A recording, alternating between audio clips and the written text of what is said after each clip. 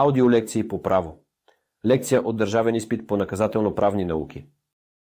Тема номер 40. Документни престъпления.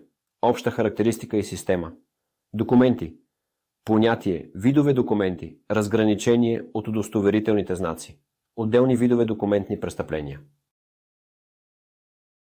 Част първа. Въведение и система на документните престъпления. Обща характеристика.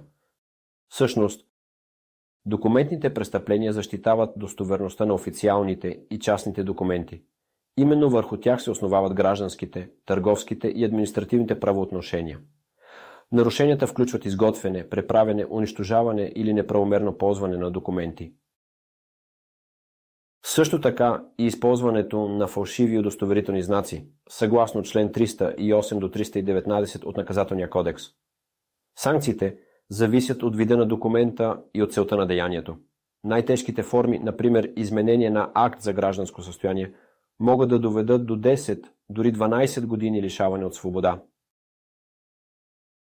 Система на глава 9. Документни престъпления.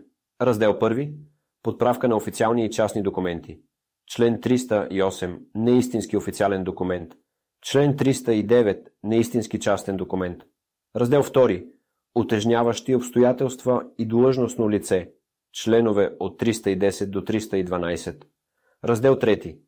Употреба и причиняване на вреда. Членове от 313 до 319.